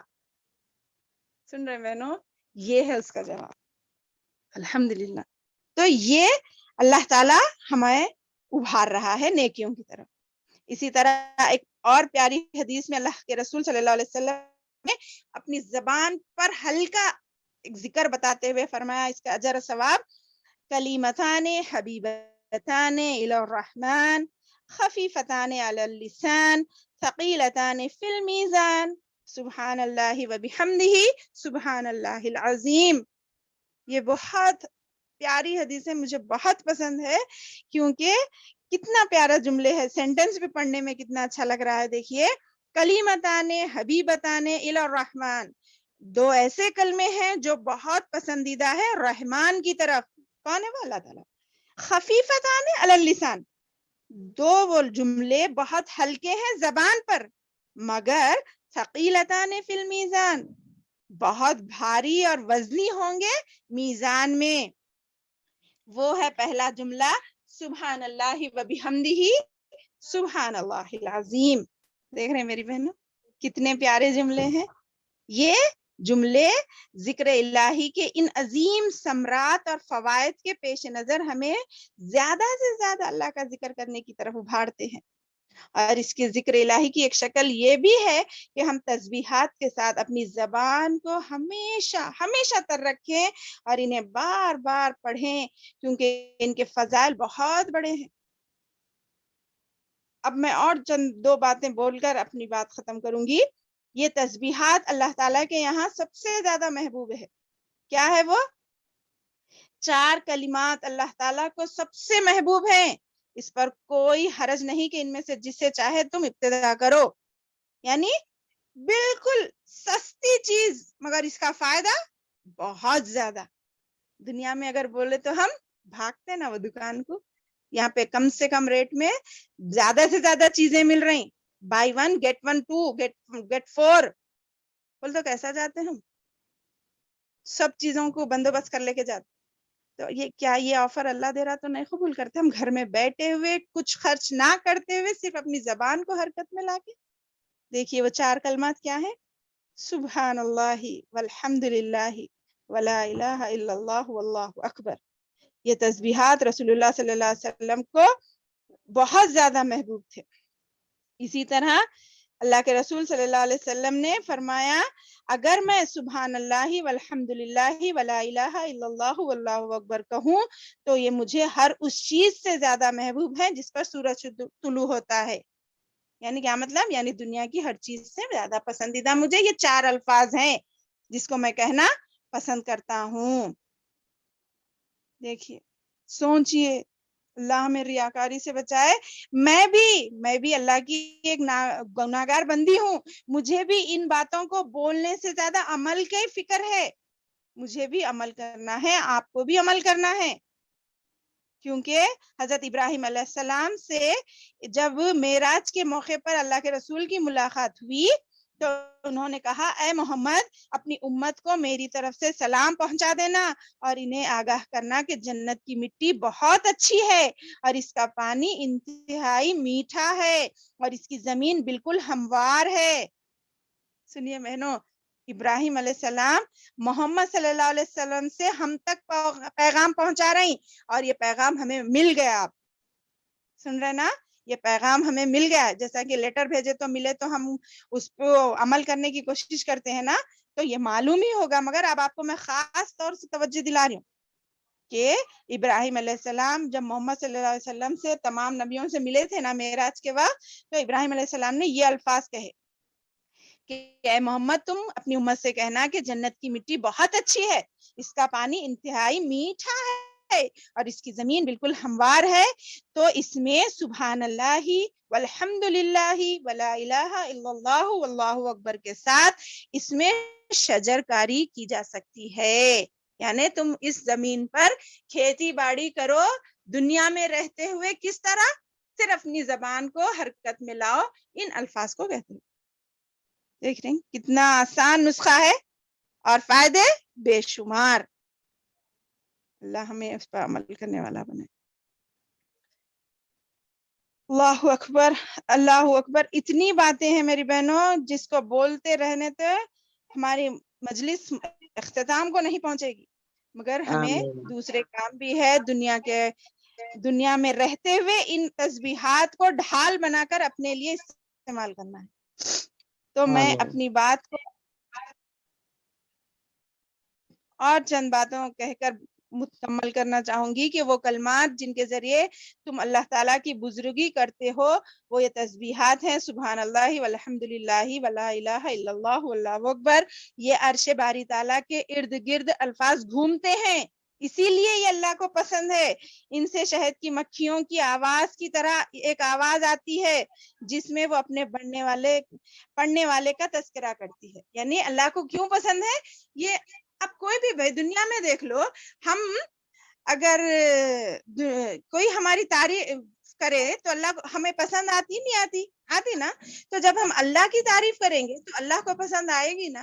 اسی لیے میرے خیال سے میں کافی وقت لے لیا، تو میں اپنی بات کو یہیں پر ختم کرتی ہوں، آپ کا وقت زیادہ نہیں لیتی ہوں، بس اس امید اور ارادے کے ساتھ کہ ہم جو بھی یہاں پر سنے ہیں ان کو اپنی زبان پر ضرور رائج کریں گے، صبح شام کے اذکار پڑھیں گے اور ان کی عظمت کو اپنے زندگیوں میں نافذ کریں گے، تاکہ ہم اللہ کے ان خوش نصیب 7 میں سے ایک وہ شخص بن جائے جن کو اللہ کا سایہ نصیب ہو جائے انشاءاللہ ثم انشاءاللہ۔ اللہ تعالیٰ ہماری اس بات کو قبول کرے۔ میں سب میں آخری سید الاستغفار پڑھ کر آپ کو سنانا چاہتی ہوں اور آپ کو ترغیب دلاتی ہوں اس بات کی طرف کہ یہ یاد کریے اور صبح شام اس کو کم سے کم ایک بار پڑھنا ضرور ہے، کیونکہ اس کا نام ہی سید الاستغفار بتایا گیا ہے کہ اس کی اللہ سے مغفرت مانگنے کا یہ سردار ہے۔ سید کسے کہتے ہیں؟ سردار کو۔ تو یہ اللہ کی مغفرت مانگنے والے تمام اذکار میں اس کو اونچا مقام حاصل دیا گیا ہے، جس سے ہم اپنی عاجزی اور اپنے گناہوں کی اللہ سے معافی مانگتے ہیں اور اللہ کی بڑائی و بزرگی بیان کرتے ہیں۔ میں اس تسبیح کو بیان کر اپنی بات ختم کرتی ہوں۔ اعوذ باللہ من الشیطان الرجیم۔ اللہم انت ربی لا الہ الا انت خلقتنی وانا عبدک وانا علی عہدک ووعدک ما استطعت اعوذ بک من شر ما صنعت ابو لک بنعمتک علی وابو بذنبی فاغفر لی فإنه لا يغفر الذنوب الا انت۔ اس کا ترجمہ سن لیجئے میری بہنوں، کیونکہ ترجمہ ہمیں معلوم ہے، عربی نہیں معلوم ہے۔ اے اللہ تو میری پروردگار ہے، تیرے سوا کوئی سچا معبود نہیں، تو نے مجھے پیدا کیا اور میں تیرا بندہ ہوں اور میں اپنی طاقت کے مطابق تیرے عہد اور وعدے پر قائم ہوں، یعنی جتنی ہماری استطاعت ہے ہم اس پر قائم رہیں گے، اور میں نے جو کچھ کیا اور اس کے شر سے میں تیری پناہ میں آتی ہوں۔ میں اپنی اور اوپر تیری نعمتوں کا اعتراف کرتی ہوں اور اپنے گناہگار ہونے کا بھی اعتراف کرتی ہوں، لہٰذا تو مجھے معاف کر دے۔ اے اللہ تو مجھے معاف کر دے، کیونکہ تیرے سوا کوئی گناہوں کو معاف کرنے والا نہیں ہے۔ اس کی فضیلت میں اللہ کے رسول نے فرمایا جو شخص اسے صبح شام کے وقت اس یقین کے ساتھ پڑھ لے اور اسے رات میں اگر موت آ جائے تو وہ سیدھا جنت میں جائے گا انشاءاللہ۔ اللہ ہمیں یہ ایسی موت نصیب فرمائے جیسا ہی ہم دنیا میں آنکھ بند کرے جنت میں آنکھ کھولیں۔ اللہ ہمیں ان تمام باتوں پر عمل کرنے والا بنائے، آمین ثم آمین۔ سبحان ربک رب العزت عما یصفون وسلام علی المرسلین والحمد للہ رب العالمین۔ اگر آپ کا کوئی سوال ہے تو پوچھ سکتے ہیں۔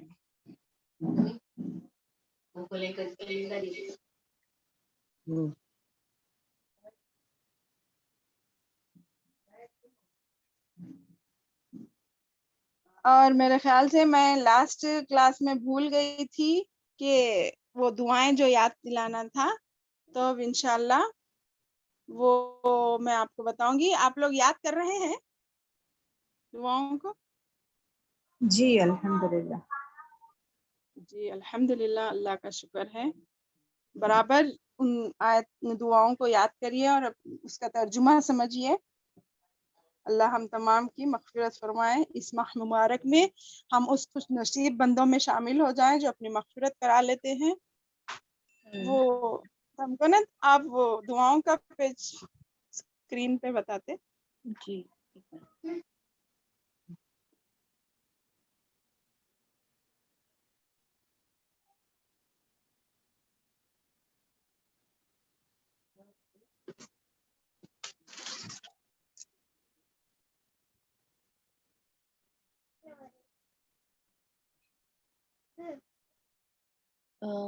ففتھ اور سکس تک تو ہو گیا تھا۔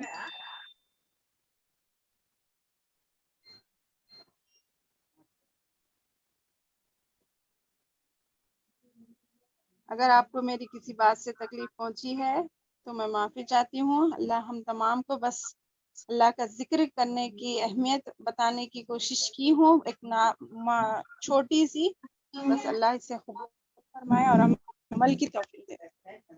آمین۔ تو حدیث دعا نمبر 8 پڑھنا ہے، تو دیکھیے کیا ہے اس میں 7 اور 8۔ ٹھیک ہے جی جی، یہ سورہ بقرہ کا آخری رکوع ہے۔ اس کی بھی ایک فضیلت بتاتے ہوئے میں آگے چلوں کہ اللہ کے رسول صلی اللہ علیہ وسلم نے رات میں سوتے وقت جو سورہ بقرہ کی یہ 2 آیتیں پڑھ لے اس کے لیے جنت میں جانے سے کوئی نہیں روک سکتا. اگر ہمیں موت آ جائے تو یہ 2 آیتیں پڑھ کر اگر ہم سو رہے ہیں تو ہمیں جنت میں جانے سے کوئی چیز نہیں روکے گی. اسی کی آخری آیت ہے اعوذ باللہ من الشیطان الرجیم ربنا ولا تحملنا ما لا طاقة لنا به واعف عنا واغفر لنا وارحمنا. نہیں یہاں پہلے ہے. اچھا یہ دوسری آیت ہے. ٹھیک ہے, یہ آیت سٹارٹنگ سے ہے تو آپ لوگوں کو یاد ہی ہوں گی. میں پڑھ دیتی ہوں ایک بار. ربنا لا تؤاخذنا ان نسینا او اخطانا ربنا ولا تحمل علينا اسرا كما حملته على الذين من قبلنا. یہ پہلے کی آیتیں ہیں گئی. اب اوپر کریے تم کنا شروع میں آ گئے ہم. یہ نہیں شروع میں کی تھی. دیکھ اب رہی تھی وہ بھی ہے کیا؟ ہاں ہے, پڑھ دی میں. اب یہاں ہے 7 میں ہے, دیکھیے آخری اس کا جملہ یہ ہے ربنا ولا تحملنا ما لا طاقة لنا به واعف عنا واغفر لنا وارحمنا انت مولانا فانصرنا على القوم الكافرين. اے ہمارے رب, ہم پر وہ بوجھ نہ ڈال جس کو تم نے ہم اٹھا نہ سکے, جس کو ہم اٹھانے کے قابل نہ ہو, جس کی ہماری طاقت نہ ہو. بس تو ہمارے بخش دے, ہم پر رحم فرما, ہماری مغفرت فرما. بے شک تو ہمارا مولا ہے, تو ہماری مدد فرما کافر قوم کے مقابلے میں. دیکھ رہے ہیں کتنی پیاری دعا ہے. ہم اللہ سے گڑ گڑا کر یہ مانگ رہے ہیں. اسی مانگنے کی وجہ سے اللہ تعالیٰ ہمیں جنت میں جانے کا راستہ آسان فرماتے ہیں. میں پھر سے ایک بار پڑھتی ہوں. ربنا ولا تحملنا ما لا طاقة لنا به. اے اللہ تو ہمارے پر وہ بوجھ نہ ڈال جس کی ہم طاقت نہ رکھتے ہوں. واعف عنا. اے اللہ تو ہمیں معاف فرما. واغفر لنا. اے اللہ تو ہماری بخشش فرما, ہمارے گناہوں کو معاف کر دے. ورحمنا. اس طرح تو ہم پر رحم فرما. انت مولانا. تو ہمارا مالک و مولا ہے. فانصرنا علی القوم الکافرین. تو ہماری مدد فرما کافر قوم کے مقابلے میں. یہ جو مہینہ آیا ہوا ہے اسی دعاؤں کا مغفرت کا مہینہ ہے. اس کا خوب ہم فائدہ اٹھائیں گے انشاءاللہ, اور اللہ سے خوب گڑ گڑا کر عاجزی و انکساری سے اللہ سے دعائیں مانگیں گے, اور اللہ ہماری بخشش ضرور کرے گا. یہ دعا نمبر 7 ہے. اس کے بعد دعا نمبر 8 یہ ہے ربنا لا تزغ قلوبنا. لا تزغ غین ہے وہ. ربنا لا تزغ قلوبنا بعد اذ هديتنا وهب لنا من لدنك رحمة انك انت الوهاب. ربنا لا تزغ قلوبنا بعد اذ هديتنا وهب لنا من لدنك رحمة انك انت الوهاب. اے ہمارے رب, لا تزغ, تو سخت مت کر ہمارے دلوں کو, ہم کو سخت دل نہ بنا, جبکہ تو نے ہمیں ہدایت دے دی ہے. یعنی ہم مسلمان ہو گئے, ہم کو ہدایت مل چکی ہے, اس کے بعد ہمارے دلوں میں سختی نہ آئے. اور وہب لنا, اور ہمیں عطا کر من لدنک, تیری جانب سے رحمت, اللہ کے پاس جو رحمت ہے اس میں سے کچھ حصہ ہمیں عطا فرما. انک انت الوہاب, بے شک تو بہت زیادہ عطا کرنے والا ہے. الحمدللہ. ربنا لا تزغ قلوبنا بعد إذ هديتنا وهب لنا من لدنك رحمة إنك أنت الوهاب.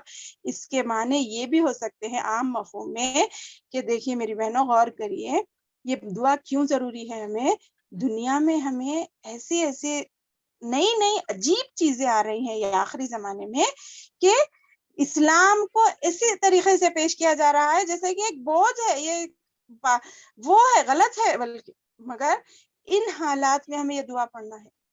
حالانکہ یہ بالکل انسان کے لیے راہ راست ہے, سیدھا راستہ ہے جنت میں جانے کا, مگر دنیا والے ایسا غلط چیزیں پیش کر کے ہمیں صحیح دین سے ہٹانے کی کوشش کر رہے ہیں. اس کے لیے یہ دعا ضروری ہے, کیونکہ یہ دنیا والوں کی, غیر مسلموں کی جو کوششیں ہیں نا, ان سے ہمیں بچنے کے لیے ہمیں یہ دعا مانگنا ہے تاکہ ہم ان کی کوششوں سے ہمارے دل میں ذرہ برابر بھی نعوذ باللہ ثم نعوذ باللہ کوئی بھی ذرہ برابر بھی تنگی محسوس نہ ہو، تو اس کے لیے یہ دعا مانگے تو ہمیں مدد مل سکتی. ربنا لا تزغ قلوبنا، اللہ تو جب ہمیں مسلمان کر دیا، ہمیں ہدایت دے دیا نا، اس کے بعد ہمارے دل کو تنگ مت کر. وہب لنا من لدنک رحمت، تو ہم اپنی جانب سے ہمیں ہم پر رحمتیں نازل فرماتے رہے، بے شک تو بہت زیادہ عطا کرنے والا. آمین ثم آمین. بہت زیادہ ٹائم ہو گیا ہے. استغفر اللہ واتوب الیک. سبحان اللہ وبحمدہ، سبحانک اللہم وبحمدک ونشہد ان لا الہ الا انت نستغفرک ونتوب الیک. میرے خیال سے اس میں آج سوال کرنے کی کوئی ضرورت نہیں ہے شاید. انشاءاللہ پھر بھی رہی تو ہم نیکسٹ کلاس میں کر لیں گے. گروپ میں سینڈ کریے، انشاءاللہ استاذہ آپ کو انشاءاللہ جواب دیں گے. انشاءاللہ.